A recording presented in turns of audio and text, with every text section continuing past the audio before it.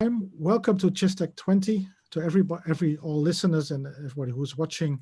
My name is Eric van Reem. I'm your host today, and I'm also the host of a podcast, Let's Talk About Chess. I started it 2 or 3 months ago, and to talk to personalities from the chess world, just like Ben Johnson does, actually. And I'm happy to talk about this. The topic today: new formats for chess journalism. And I have a couple of speakers here. I said Ben Johnson of the Perpetual Chess podcast, hello. John Hartmann from Chess Life. Where are you? There you go. And Loeb McClain. Now, we're talking about new formats for chess journalism, but I was wondering, what are the old formats? Maybe we could just quick round. John Hartmann, what's an old format for chess journalism? That would be Chess Life magazine. That would be the venerable warhorse of American chess journalism. Okay, Dylan, what you say? What is old formats for you? Well, I guess since selfishly we're thinking about the chess columns in newspapers. Obviously, those were around for a very long time, and they've basically disappeared. Mm-hmm. Okay, and Ben Johnson? Sure. I mean, I think of the periodicals too, New in Chess, Inside Chess, 64 in Russian. Yeah, there's something timeless about chess periodicals. I guess you could consider the Informant as well, if you go back to when people couldn't just download the games every morning. Yeah, correct. And also reporting on the spot. That is also completely different right now. I remember I went to Wijk for the court or for the Tata Steel chess tournament for the first time in the mid-90s, and I reported about it in the early 2000s. So you go there, you go to watch the games, make a short interview with the player, and then you do an upload with a crappy internet connection to ChessBase, for example. That has changed completely right now, doesn't it, John? Well, that's actually the topic of my presentation. So okay, I'll save my powder. Yeah, that's good, John. Just go ahead, just do your presentation. And sure. Okay. Can you give me the power to share a screen? I think it should be open. I think that's possible right now. Let me take a look. Hang on. Share screen. Yeah. Okay. Can everybody see this? Yes. Perfect. Okay. If you do see me looking over to the other screen, it's because I've got a second screen up and I've got some notes over there. Again, yeah. So first of all, thank you very much for letting me speak to you today. For those of you who don't know me, my name is John Hartmann. I am the relatively new editor of Chess Life magazine, which is the national publication for the United States Chess Federation, or US Chess. You can contact me at my email address here. You can find me on Twitter as well, at Hartmann Chess, where I'm trying to be a player, so to speak. But what I wanted to talk to you about today was the new chess journalism as I see it. And I wanted to begin with a bit of a history lesson. So part of what I want to argue today is that the new chess journalism is not really that new. If we go back to 1990, which is roughly when I started my adventure in chess, the 1990 World Chess Championship was broadcast on Prodigy. Does anybody remember the Prodigy the Prodigy internet service? Dylan shakes his head. Yes, I'm sure there are a few others who may remember this. I'm dating myself. That's all. Welcome to the club. Yeah, but at the same time, my grandfather of blessed memory would snail mail me Robert Byrne columns from the New York Times without fail every single week. So we've got a mixture of the old chess journalism and the new chess journalism already back in 1990. In 1991, ChessBase 3 for DOS was released, which had a dongle, which I will never forget because I lost it. In 1992 and 1993, the Internet Chess Server was inaugurated. That was my first experience with it at any rate. You had to access it via Telnet. There was no board. You had to, at least I had to play with a physical board in front of me and type in my moves. 1994 was a banner year. ChessBase for Windows was released. The Week in Chess, which for me is the single most important innovation in chess outside of the Informant and outside of ChessBase. The Week in Chess was inaugurated on September 17th, 1994. Amazon.com began operations on July 5th. In 1995, a day I will never forget because I was pledging a fraternity and it was a rough day, the Internet Chess Club went commercial. 1997, Garry Kasparov lost his match to Deep Blue, heralding the rise of the computer, much beyond anything we could possibly imagine. Already in the early 2000s, Chess FM was operating, and the great Tony Rook was bringing multimedia chess to the world. And finally, in 2005, all the way back in 2005, YouTube was born on February 14th, really changing the media landscape relatively quickly, I would say. So why is all of this important? Why am I sort of showing my age here? The key ideas I want to offer to you today is that, like any journalism, chess journalism is having to adapt or die. Prestige publications like New in Chess, they have a little more leeway, but even there, New in Chess is going digital really very quickly. They're pushing their apps. Their apps are actually top of the line. I think they're the best in the industry. It's something that I'm very envious of as an editor of a chess magazine.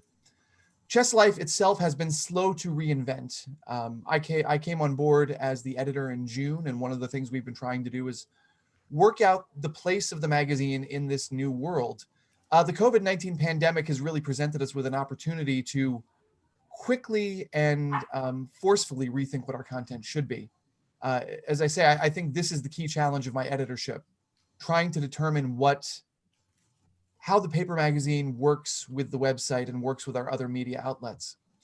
So for me, the way I view it, Chess Life Online, which we'll talk about in a moment, we're looking for the now. We're looking for quick news. We're looking for multimedia. This involves our YouTube channel, podcasts, and our Twitch streams. Chess Life, which I still think has a very important place in the ecosystem, is more for slow news, for perspective, for analysis, for longer stories, for functioning as the periodical of record for American chess. And so this will involve things like think pieces and profiles. To give you a sense of how this has worked itself out, this is Chess Life in 1994. By the way, you can find all of our magazines, except for the past year or so, available for free download on uschess.org.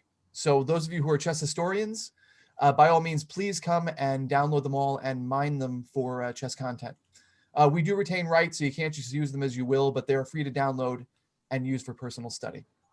So this is one of my favorite magazines from the mid-90s. And if you take a look at it, if you take a look at the contents, you'll see that we've got 10 departments, so 10 columns, lots of tournament coverage.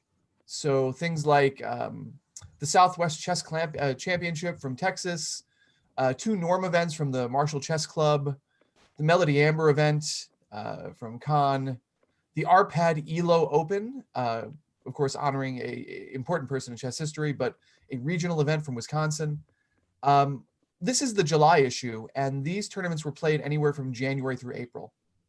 It's hard to imagine a magazine today publishing news that is 6 months out of date. We mixed big tournaments like Linares with smaller local ones, again, like that Arpad ELO Open. And there were over 500 events, 500 tournaments listed in our Tournament Life listings, which basically is just a listing of tournaments that are played throughout the country. That would not happen today. So this is what the magazine looked like in 1994.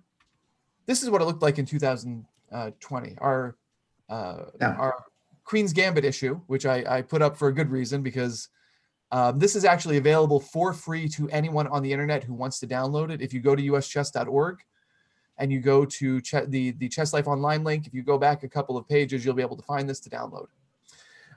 We have, 5 features, one of which is 10 pages on the Queen's Gambit, one of which is Team USA in the FIDE Olympiad. And then we've got some instructional stuff. So Jakob Agard doing a masterclass on analyzing with engines, quite possibly the thing I'm proudest of putting in Chess Life so far, for master level players and really for ambitious players of any strength. Just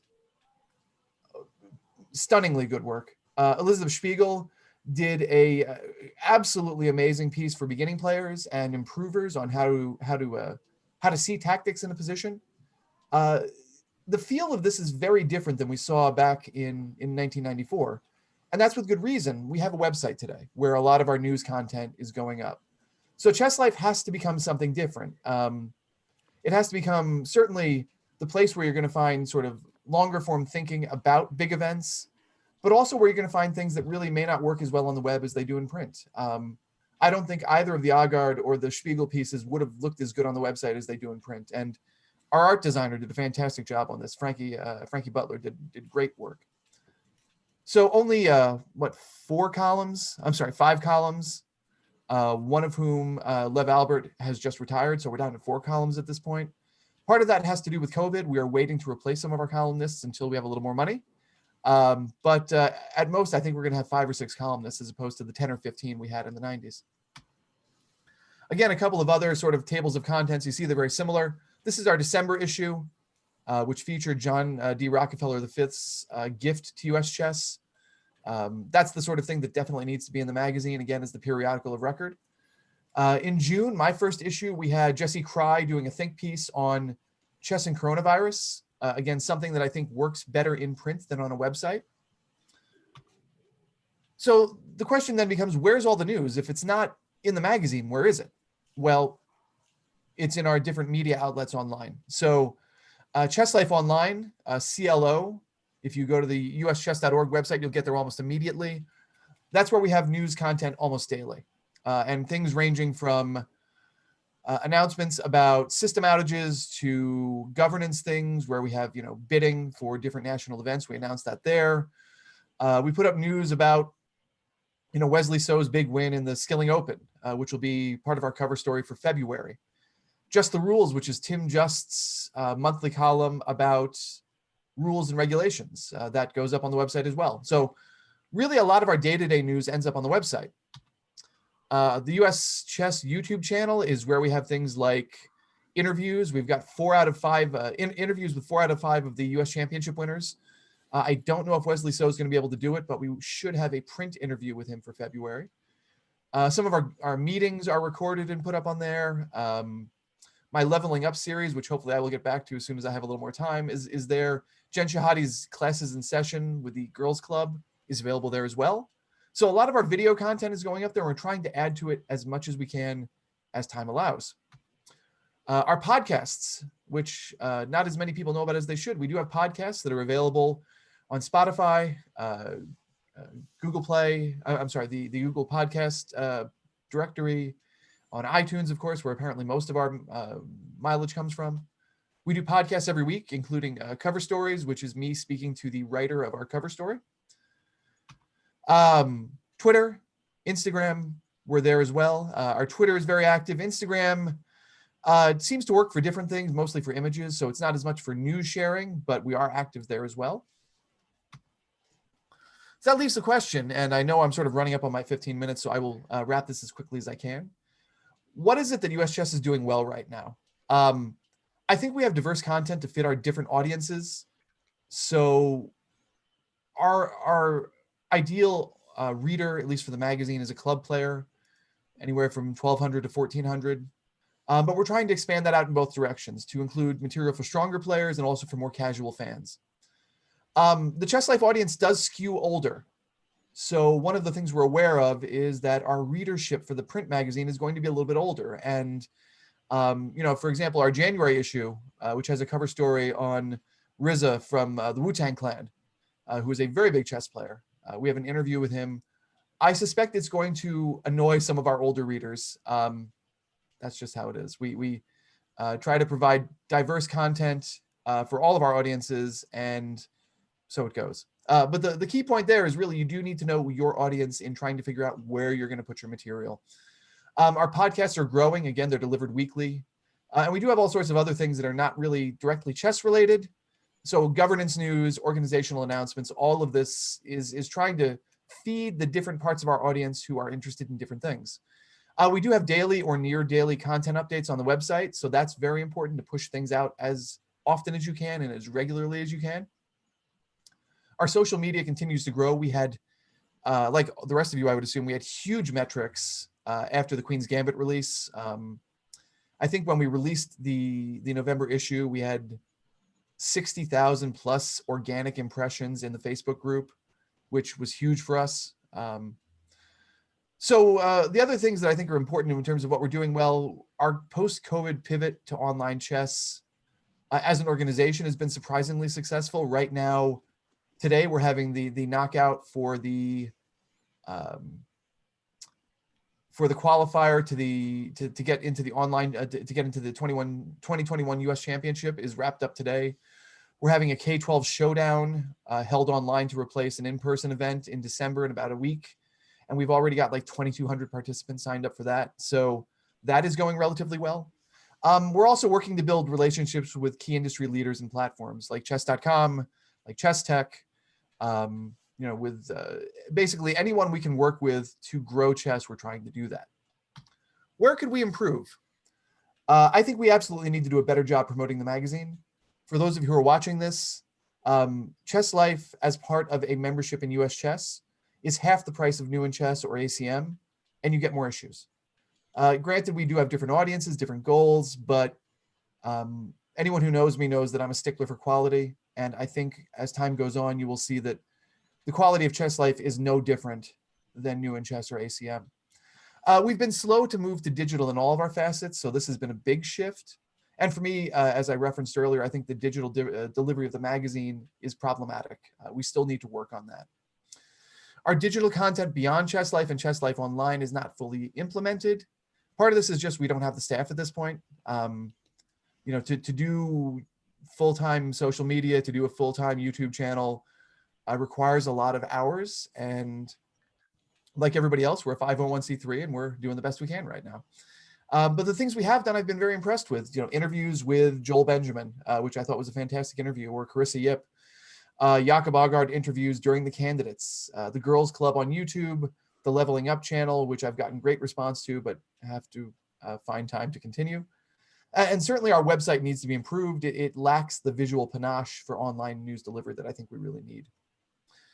I know I just spewed a whole lot at you, so I will wait to take questions until I guess the end of this. But again, thank you so much for letting me speak to you, and I'm very interested to hear what my co-panelists have to say.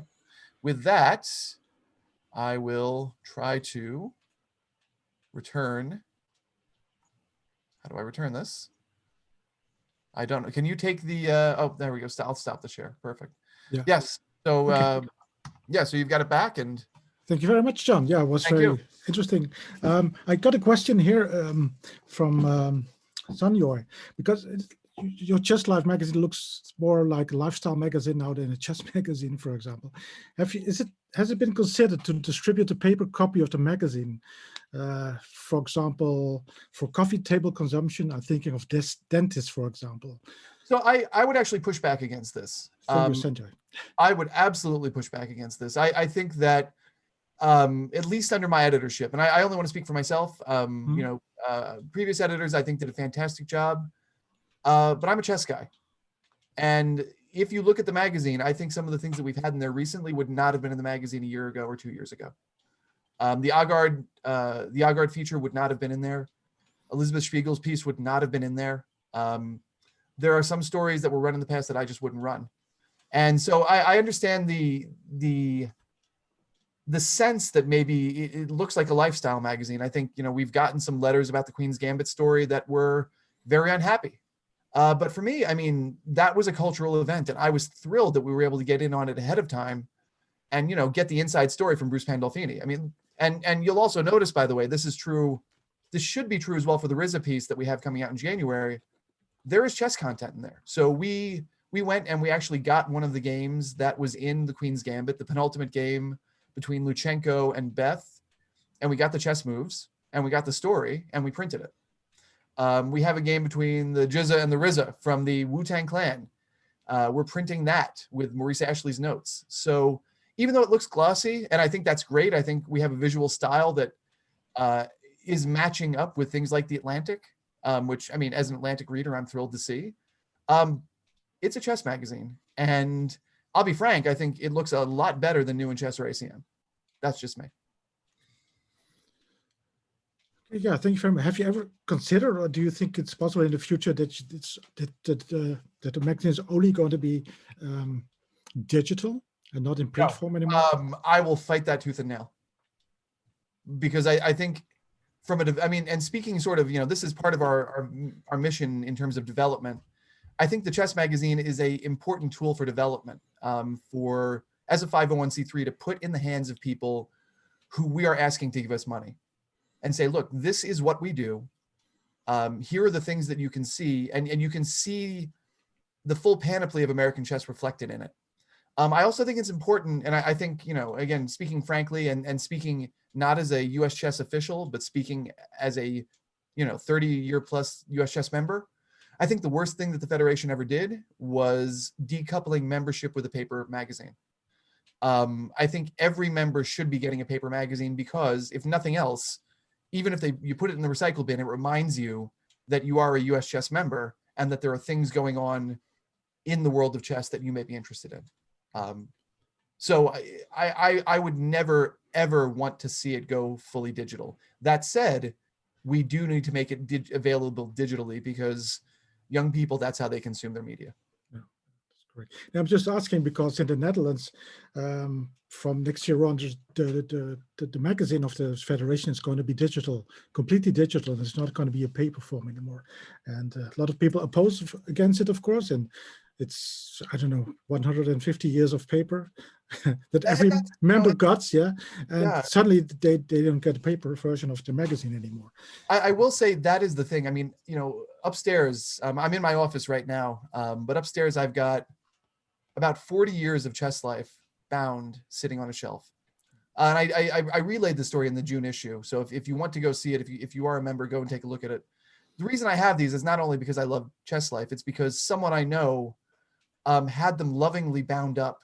I mean, they had the individual issues taken to a bindery and bound up. These aren't commercially produced. To me, that's testament to what chess life has meant to people historically. It's a different time, but that love has not gone away for a number of people, myself included. So I feel a certain pressure to maintain this and to pass it on to whoever's next in better shape than I found it. And it being in paper is a big part of that. Yeah, I saw a remarker in the chat from Tim Wall. He says, the print magazine is your showcase, actually, a showcase quality product and needs to continue if you can. Absolutely. I absolutely agree with that as well. Thank you, Tim, for this remark. We have to look a bit at the clock and go on to our next speaker, Ben Johnson, the Perpetual Chess podcast. Unmuted now. Hello, everyone. Can you guys hear me? Yeah, I read in the chat it's got to be strange to see you talking, because most people... I can hide if you guys want. No, I don't know. I think it's necessary, but people are, they okay, hear can you guys talking, see this slideshow? Can you see this slide okay? Yeah, thank you. Okay, Go now ahead. I should warn you guys, as we'll discuss, I spent my life outside of corporate America, so this is my first PowerPoint presentation, so go easy on me. But yeah, thank you for coming, everyone. So I host the Perpetual Chess podcast. It is a weekly or sometimes more audio-only chess interview show, primarily. I've been doing it since December 2016. Here's a bit about myself. I live in central New Jersey. I'm 43, have 2 kids. I am a USCF master, USCF and FIDE peak ratings in the 2200s, but I've gotten worse at chess. So now those ratings are in the 2100s. And I'm hoping to fix that with all the free time that I have, as we'll be discussing. Aside from the podcast, I run after school chess programs. I do some group classes.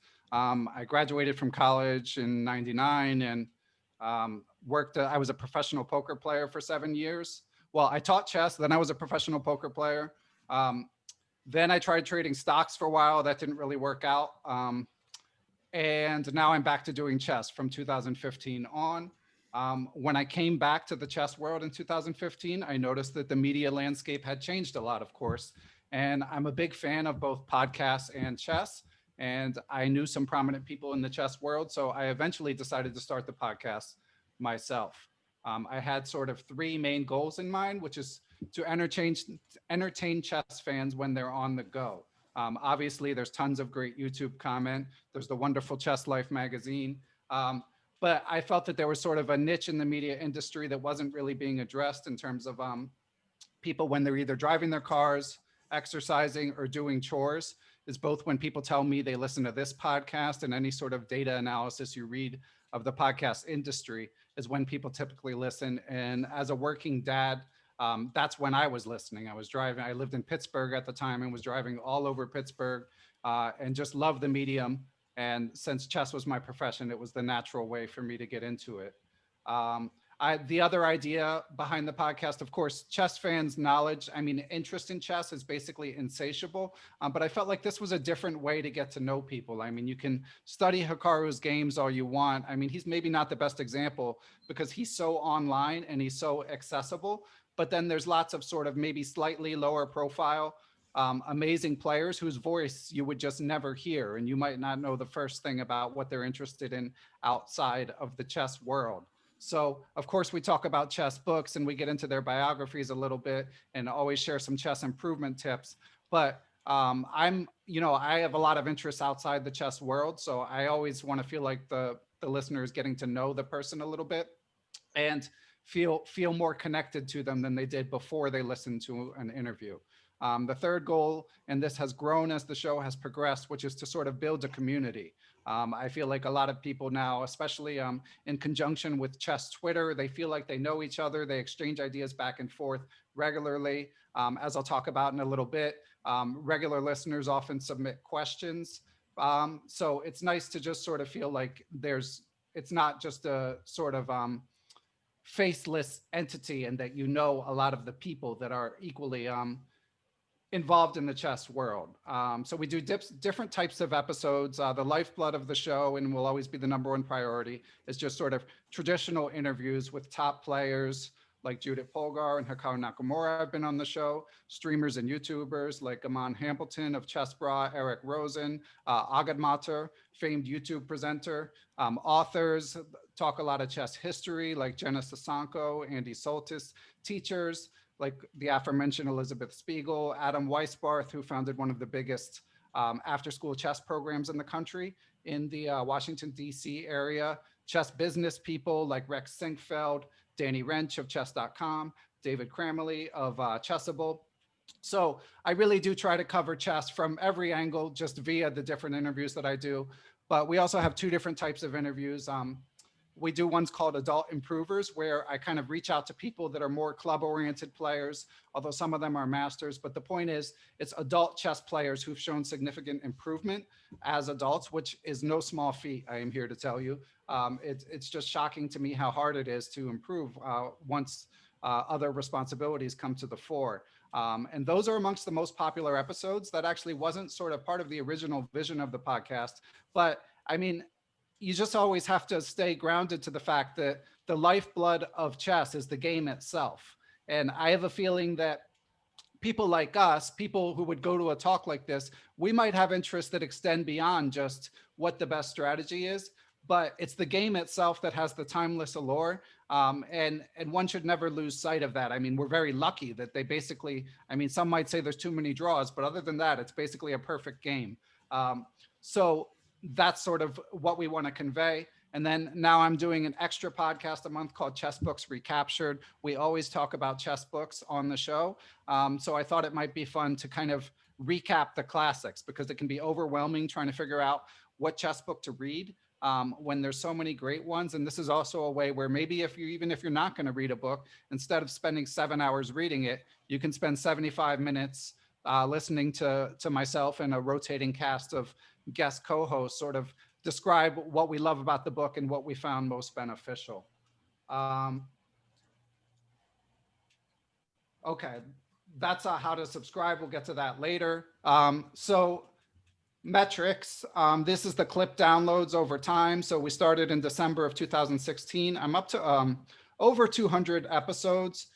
So first episode, I think, got around 800 downloads, which was not bad. I was lucky to, again, have some friends in the chess world. I am Greg Shahade, GM Jan Gustafsson, who had decent social media followings. So they were able to help me promote from the beginning. And now we're up to around 7,000 downloads per episode. It does fluctuate based on how popular the guest is, but it doesn't fluctuate as much as you might think. Like, I'm obviously a huge fan of chess history. I recently had Jan Timman on the show. love his writing. Obviously, he has stories for days. And I think the perspective that not every top chess player has, because he lived this sort of bohemian lifestyle. So for me, he's kind of the dream guest. And honestly, it doesn't, an episode like that doesn't get that many more downloads than any other, not even any more than like an adult improver episode where it might be someone who you've never heard their name before, but you just hear their story. So I'm honored that listeners generally trust me to cultivate good guests, but there don't seem to be a lot of marginal listeners as it is. Like it's a consistent base of listeners that listen to most episodes. And then there's maybe a few who, depending on who it is, might be more inclined to listen. More metrics. So this is kind of another way of saying the same thing, but this is the estimated subscribers over time. You can kind of ignore this little dip. That's just like this is from my podcast hosting platform. And it just did that. Like I didn't have an episode that week. And for some reason it marks it as 0. And I don't know what this dip here is about either. I didn't really experience a downdraft in the audience that I was noticing. There've been periods maybe where it wasn't really growing, but anyway, you get the idea. And then we go to how people listen. John alluded to this. I mean, people mostly listen on their phones. Apple Podcasts, of course, being the most popular phone and popular platform. But I don't know if you can see here. So all time, there's like 1.1 million of the episodes listed have been on a mobile device and only 200,000 on a desktop. And none of these stats include YouTube, where it's maybe like 5% more listens, but the data isn't aggregated by this site. So obviously that would go mostly in the desktop category, but I do also post on YouTube for anyone who's interested. Here we have the country demographics of who's listening. I think this has shifted a little more towards the US over time, because I hadn't looked at these for a long time before I started preparing this. And it used to be about 60% US listeners and 40% outside of the US. And now it looks like more like 65 to 70%, which I think may be primarily due to word of mouth in the US, because I do, I love the global history of chess. And I make a conscious effort to cultivate an international audience. I try to represent people of all countries and backgrounds, but it does seem to be growing a bit disproportionately in the US. The business of Perpetual Chess, the majority of my revenue comes from donations on a site called Patreon, which is where basically it's all volunteer basis. People who like the show can kick in a little bit of money. So the podcast is completely free for anyone to listen to. But if you want to support it, similar to Twitch subscribers, you can, people tend to donate between $2 to $10 a month. And we currently have 300 plus Perpetual Chess Patreon subscribers. Also, occasionally people just make one-off donations on like PayPal or other sites. So even though the podcast, I feel like it has a firm niche a foothold in the chess world, you could say. After I started it, I discovered that advertising can be a challenge for any podcast with less than 10,000 downloads per episode. It's just hard to reach economies of scale. So any sort of business outside the chess industry is just going to want to go to a bigger podcast unless you can sort of cultivate a relationship, especially with maybe some sort of subscription-based business that generates recurring revenue for the company in question. But as of 2020, I am very grateful that Chessable is running weekly ads on the show. It helps a lot. And I sort of feel like Chessable and I have grown up together because John Bartholomew was an early guest on the show. I know him a little bit, and he in turn introduced me to the CEO, David Cramley, who I know did a talk at some point. And so they're like my bigger, much more successful brother. But I'm very, very grateful to have their support, and it really makes a difference. And of course, the Queen's Gambit bump, which I forgot to kind of allude to in these download slides, you can kind of see it here. You can see it at the end. And I don't consider my podcast especially entry level. I try, if some jargony word comes up, I try to remember to explain it. I try, like a DGT clock, for example, in a recent interview we were talking about. And, at some point it occurs to you, like, someone who just discovered chess is going to have no idea on earth what a DGT clock is. So you have to remember to go back and explain stuff like that so that people have a sense. But to the extent that I hear from new listeners, they actually like that they're just kind of being thrown into the deep end. And as a longtime podcast fan, that's how I feel. I mean, you just kind of like to hear people geek out about whatever subject it may be, and that's certainly what we do here on Perpetual Chess. So yeah, and so I'm getting a couple more ad inquiries, so we'll see where that goes. And of course, they're from chess related businesses. Now with the Queen's Gambit boom, I think other chess businesses are looking to scale up as well now that they're maybe seeing a little bit more revenue. So, as with everyone else, we'll see if it continues or not, but hopefully at least some new chess fans will stick around. In terms of like what this means for my bottom line, it means I've been doing this for 4 years and I'm finally, for the first time, maybe making the amount of money I would make, like spending my professional time on other things, after school programs, private lessons. Like if you count all the time, which is probably about 12 hours a week that I put into the podcast, for now, it's finally at a point where it's comparable to my other work, but of course it's my favorite work by far. And, that's counting time where I'm reading John Donaldson's new book about Bobby Fischer, and it's amazing. It's 600 pages. Yesterday in the mail, I got FM Andrei Tarakov's book about Vasily Smyslov. I'm 30 pages in. It's amazing. It's 400 pages. So I try to always be as prepared as possible for the interviews. I mean, 90% of the guests who are out with a new book, I read the books. So I'm counting that in my work time. And obviously that's a good gig if you're sitting there reading a book, a chess book. So again, it's my favorite work by far, and I hope to sort of continue to grow it, grow the podcast over time. But I mean, I'm reasonably happy with the trajectory. So what's next? As I say, I consider this my dream job and my #1 professional priority. I'd like to grow it further. I may offer more podcasts at some point, but it's not anytime imminently. I just don't have enough time. I still need to do other work to make a living. I'd like to write a book about lessons learned from the podcast sometime. That also would be a big undertaking. So we'll see what happens. And that, I think, is it from my slideshow. So happy to answer. Oh, and I have a couple audio clips to share if we're okay on time, Eric. Are we good? I think one clip is okay, I think. Okay, so let's go with the heavy hitter. So I'll share one with Vishy Anand. And these clips are prepared. Basically, I try to share them on social media. And we put like text showing the clip. So that if you're just scrolling through on Twitter or Instagram or whatever it may be, even if you don't have headphones on or you're in a public place, you can see what's said. So to set the scene for this one, Vishy Anand he got a question from a Patreon subscriber about if he gets nervous for games. And because he always looks pretty cool, the subscriber said, and he's talking about how he feels when he's preparing. And the answer I felt was pretty cool, and it surprised me. So just bear with me for a minute while I try to switch my share to, there we go. Sorry, just switch the share.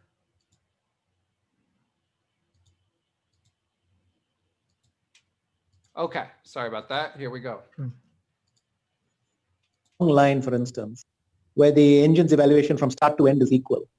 Everything seems to make sense. And then you sit at the board and you're more or less in panic seems too weak. I would say terror. Because almost every move scares the hell out of you. And you can't understand how it seemed so lifeless back home. Everything which seemed obvious and or even the questions you thought not to ask suddenly turn out, everything pops up at the board. All the questions pop up the board, and clearly none of the answers do.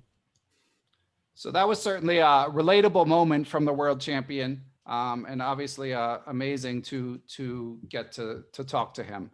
Okay.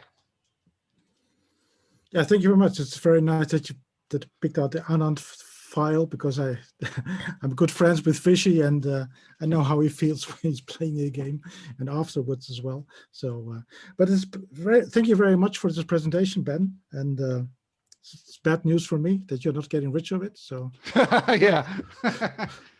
but I started 3 months ago, so we'll see what happens then. That's great. Is it difficult for you to get guests, or do you have a long list of guests coming up?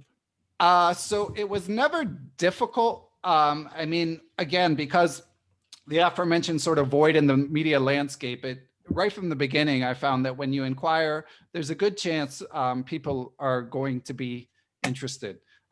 So, and more so than ever, I have like title players and new authors volunteering themselves. So it's often more a sort of problem of curation and gently saying no than getting guests. Having said that, sort of the very world elite, the top 10 or so in the world, especially ones that have their own platforms now, it can be challenging to get them as guests. But again, I've often noticed that it doesn't make as, in terms of like listenership, it doesn't make as big a difference as one might expect, how high profile the guest is. Do you still have some dream guests that haven't been in your show yet? Or yeah, John recently asked me this, and I wasn't happy with my answer. I mentioned a couple U.S. chess legends at that time, Maurice Ashley and Yasser Seirawan, but they kind of go in the category. First of all, John did an amazing interview with Maurice Ashley on Cover Stories with Chess Life. And Maurice Ashley recently did an interview on the Tim Ferriss podcast. Obviously, I'm a Maurice fan. I recommend them both. But the John one in particular, I mean, he basically asked the questions I would want to ask. So it would be kind of like for selfish reasons. But in thinking more about it, it's someone, I think John Nunn would be amazing. And to be honest, I've never tried to interview him. But I mean, first of all, he's certified genius. But I like the people who've had professional experiences in wide ranges of the chess world. So obviously from the publishing side to the competing side, and being able to talk about a life outside of chess. Someone like that, someone, as I mentioned to John in our interview, Jan Timman, like I like the people with a wide variety of interests. And I have found that in my personal opinion, I find the older guests to be the most compelling just because they've had more time to gather stories, basically. Very good. Thank you very much. So we're looking forward to the next episodes of your podcast. Thank you very much again. Thank you, Eric. Yeah, great stuff. We have one more speaker today, and Dylan McClain. Well, there you are. There you are. Yeah, it's great. I just want to say people like to see you now, Ben Johnson. As I said earlier on, they listen to you, but they didn't never see you speaking. So that's it pops up a couple of times here in the chat. So very good. But back to Dylan McClain. Tell me something about yourself and then what you want to do. Well, I'm actually relieved I don't have a big presentation to make, because after Ben and John, I think it would be taking time, and they're much more sort of accomplished in this area. They've done a lot more work than I have. I'm a journalist. The reason I'm invited to this panel is because about 2 or 3 months ago, I'd done some work with World Chess, which you may or may not know is it's the platform, was the platform for organizing the World Chess Championship, the candidates, and so on. And then now it's sort of become a platform for staging, but just displaying, broadcasting World Chess events. And Ilya Marenzin, who's the owner and operator of that, came to me and he said he wanted to do something new. I had an idea, and the idea was to do sort of a weekly wrap up of chess news. And fortunately, we had kind of had the same take on what to do, which is I come from the background in terms of reporting about writing about chess, which is trying to think about it more towards the very general audience, not towards people who are chess players and experts and maybe even follow the games all that much, but who might have a sort of passing interest. I don't know how many people that it represents out there, but that's always been sort of my approach, is to try to make the funnel as large as possible. So in coming up with this idea, or talking about this idea, this broadcast, the idea was to, again, make it accessible. So it's a broadcast called the Czech Weekly. Unfortunately, it's kind of on hiatus at the moment because the guy who was the presenter the speaker for this has been ill. I'm not sure exactly with what, but we hope to bring it back at some point. But I can share with you the most recent of this broadcast we've done, just a couple minutes of it, just so you get a sense of what it is. It's a very kind of fast-paced, sort of quick hit, sort of like infotainment, if you will, for the chess world or for the non-chess world. So let me just do that, and then I'll talk a little bit about that. So I'm going to pull it up. This is the last episode, as I said. Hopefully you can all hear it.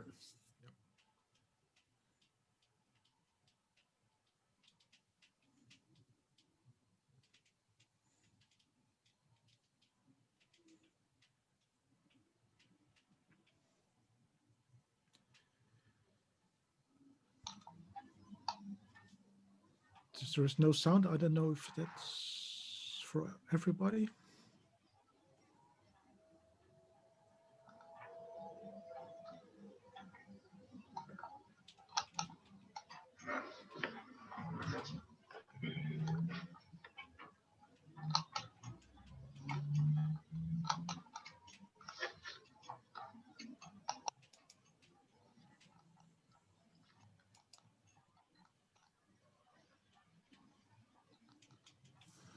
I'll just take you through the first.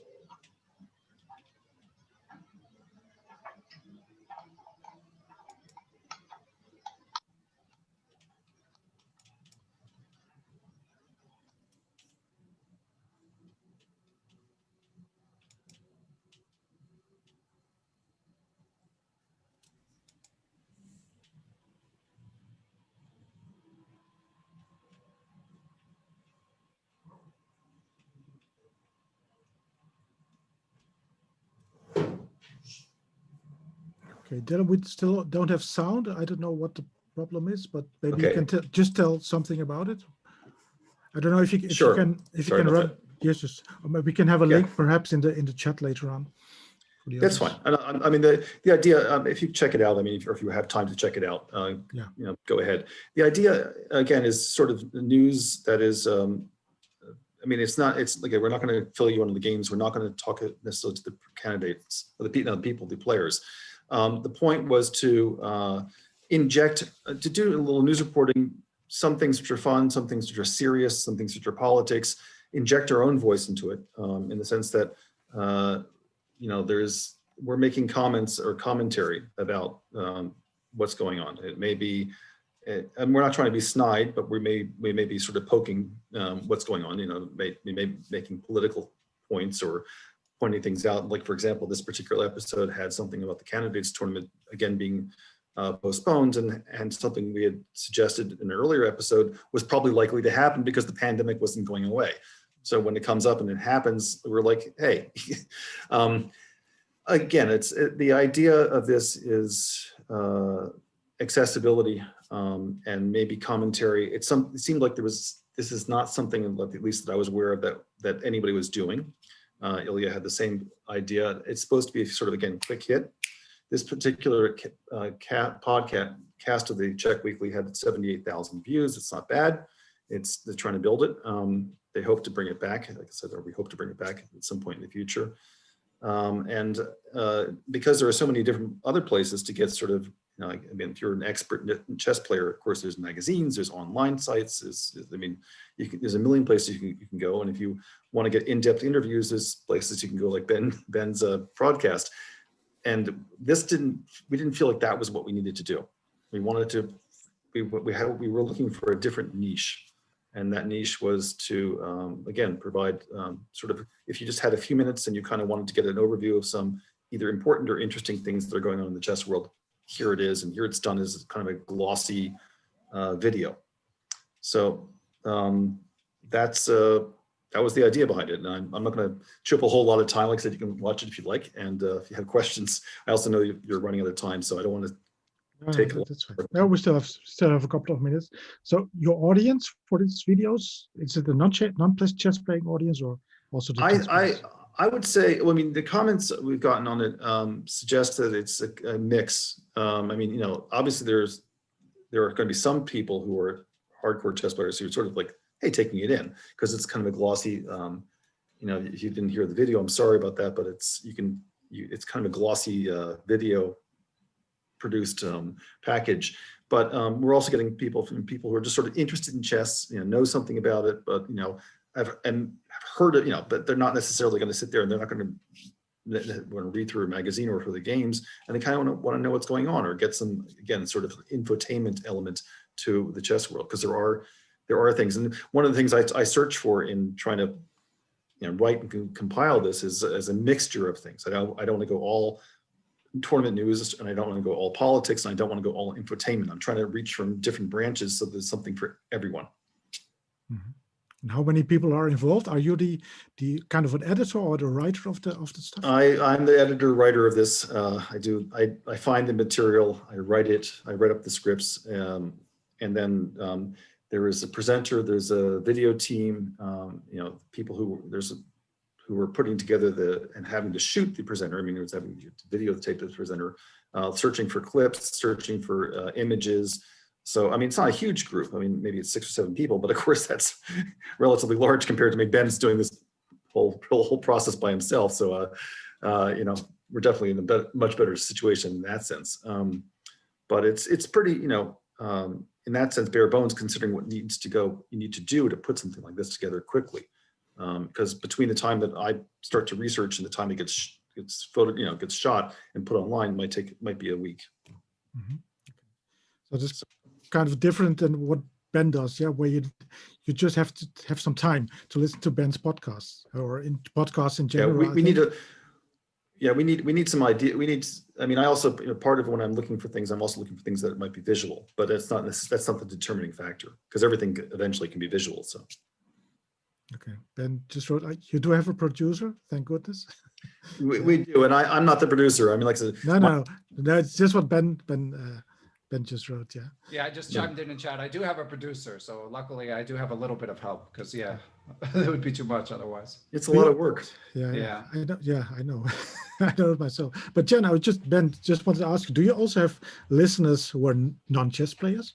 Would just want to listen to some interviews or want to listen to some chess historians, perhaps? Other than my mother? Perhaps. I don't know. No, I mean, I certainly get some chess parents that chime in. So there might be some parents who don't know much about chess at all, but seek out a chess podcast and that's what they find. I mean, there are certainly a lot of people who are not active chess players. I mean, certainly as an adult, a lot of us at some point sort of go through the stages of grief for our chess career and focus on other aspects of the game. And actually, to be honest, before I started the podcast, that's sort of where I was. But now I feel like I need to compete because so many players are so interested in playing that I feel like it would be mildly disingenuous for me to just not even try to get better. So I'm getting back. I mean, and I enjoy it, of course. It's just everyone, as you all know, it's a huge commitment. Yeah. I was just in another session talking about Twitch. Would that be an option for you to do live interviews on Twitch, Ben? Yeah, it certainly would. I mean, I'm a hardcore podcast fan. Like that was like my initial interest in doing this podcast was as much about podcasts as about chess. So Twitch is entirely possible. And like, if a lot of like listeners to the show started requesting it, I would consider it. But I consider the Twitch chess landscape to be quite crowded. Every time I log on, there's like 6 things I want to be watching and I don't watch any of them. So for that reason, I'm disinclined to move in that direction, but I generally, if a bunch of people tell me to start doing something, I'll tend to do it. So. Okay, thank you very much. We almost come to the end of our little session right here. Are there any questions from the audience? I would like to give you the opportunity to ask something to the speakers, perhaps, or to me, whatever. Stefan, do you have any comments? Because we have some very experienced journalists with us, what are you missing You have got great with your great ideas here today, but what are you missing? What would you dream up? Maybe something that has not materialized or some direction. I mean, one general observation, we see much more like first person voices in chess communication now, with all the streamers, with the podcast, where the people are talking about themselves, and also in the chess courses, very often the authors are saying, I think, or the person, it's a bit more personalization. So maybe this might have been missing, but what is there something that you, Dylan, or you, John, would think would be an interesting direction for the future? Do you want to take it, John, or should I? Sure. I think that this is actually this is one of the places where I see the role of the traditional chess magazine still being important.